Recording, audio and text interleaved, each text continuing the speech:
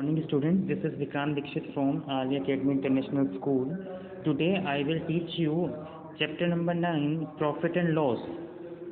Students, this is the most important chapter. So please, आप students से मेरी request है कि जब जब आपकी जूम क्लासेज हो प्लीज़ उसको अटेंड किया करें। आज आपकी जूम क्लास थी, आपने आज भी जूम क्लास अटेंड नहीं की। बेटा जूम क्लासेस बहुत ज़रूरी हैं। अगर आप जूम क्लासेस ऐसे अटेंड नहीं करेंगे तो आपको चैप्टर अच्छे से समझ नहीं आएगा। तो स्टार्ट करते हैं आज working with profit and loss. क्या होता है प्रॉफिट एंड क्या होता है लॉस, इसको एक एग्जांपल के रूप में समझते हैं। फॉर एग्जांपल, आपने कोई आइटम खरीदा है, आइटम है आपकी नोटबुक। अगर आप नोटबुक को कितने प्राइस में खरीद रहे हैं, आपने फॉर एग्जांपल उसे 18 रुपीज़ की खरीदी है, यानी कि 18 रुपये की आपने कोई नोटबुक खरीदी है। तो खरीदने वाले जो प्राइस होता है उसको हम बोलते हैं कॉस्ट प्राइस। कॉस्ट प्राइस यानी कि आपका नोटबुक का जो कॉस्ट प्राइस है वो है 18 रुपीज़। और अगर आप उसको सेल कर देते हैं 20 रुपीज़ में, यानी कि आप उसको बेच देते हैं 20 रुपीज़ में, तो बेचने को यहाँ बोलते हैं सेल प्राइस और ख़रीदने को यहाँ बोलते हैं कॉस्ट प्राइस। तो चूँकि आपने वो 18 की खरीदी थी और 20 में बेच दी, तो यहाँ पर आपको 2 रुपीज़ का प्रॉफिट होगा। That is called profit. यानी कि अगर हम कोई वस्तु कम की खरीद के ज़्यादा में बेच रहे हैं तो वहाँ पर लाभ प्राप्त होता है और लाभ को हम प्रॉफिट बोलते हैं। फॉर एग्जांपल, कोई शॉपकीपर किसी भी चीज़ को 3050 रुपीज़ में खरीदता है और उसको वो 5120 में सेल कर देता है, तो उसको प्रॉफिट मिलता है। ये सब यहाँ पर एग्जांपल्स के रूप में बताया गया है और इन्हीं की हेल्प से आज आप एक्सरसाइज 9.1 करेंगे।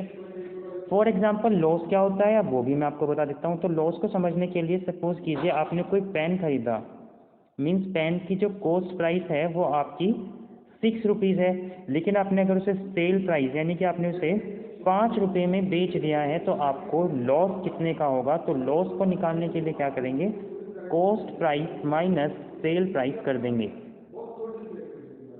यानी कि जो आपकी बड़ी वाली वैल्यू है उसमें से छोटे वाली वैल्यू को घटा देंगे।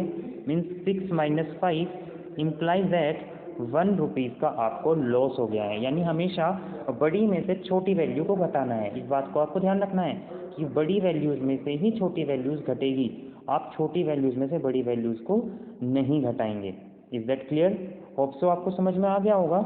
इसी के बेसिस पर हम आज की एक्सरसाइज शुरू करते हैं। एक्सरसाइज 9.1।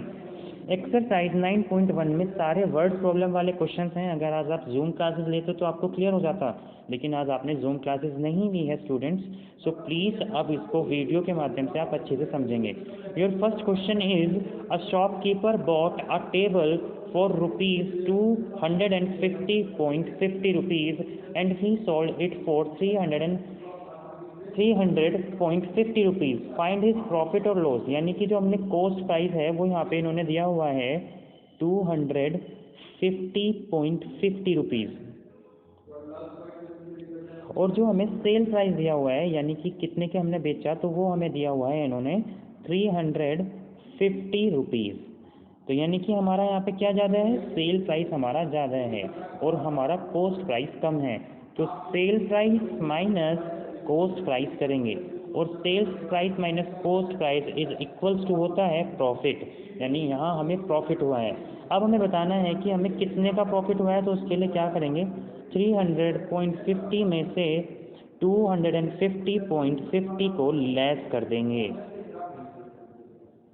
जैसे आप इसमें लेस करेंगे तो 0, 5 में से 5 गए 0, 0.0, 10 में से 5 गए 5 एंड यहाँ पे 2 में से 2 गए 0, मीन्स 50 रुपीज़ का प्रॉफिट आपको होगा।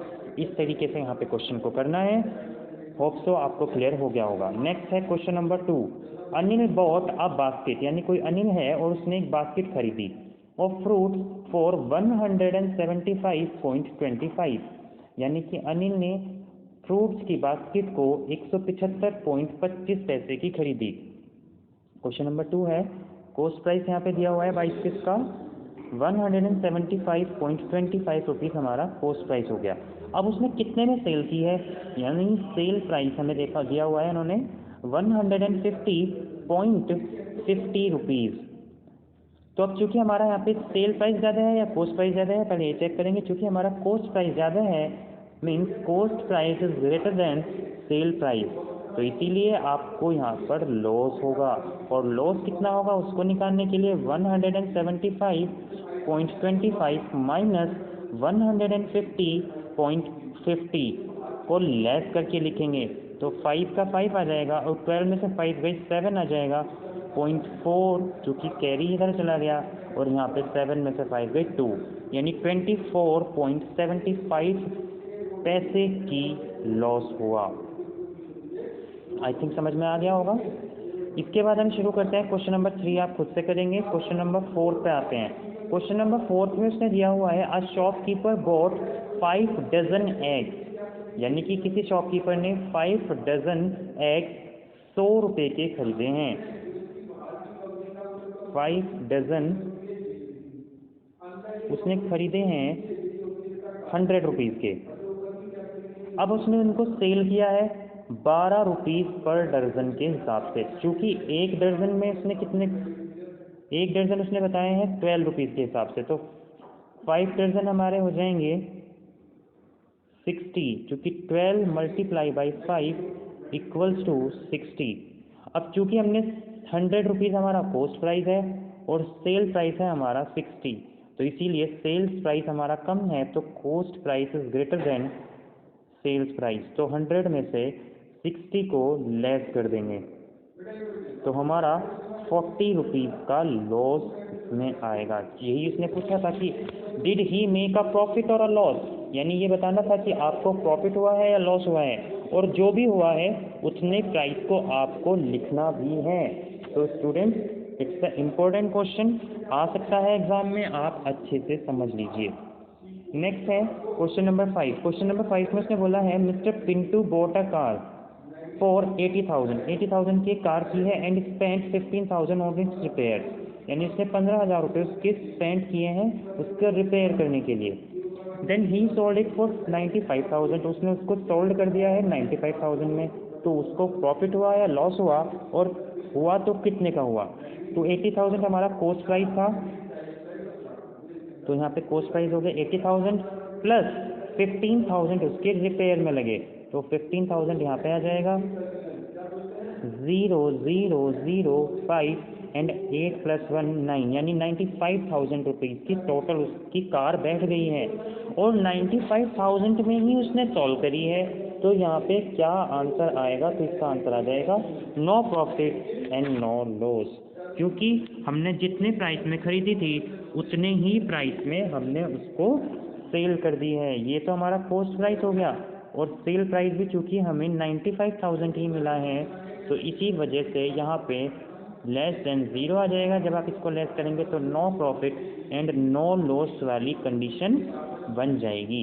इसी तरीके से आप इसमें question number 6 and question number 7 करेंगे। एक्सरसाइज 9.1 यहीं फिनिश हुई। Thank you.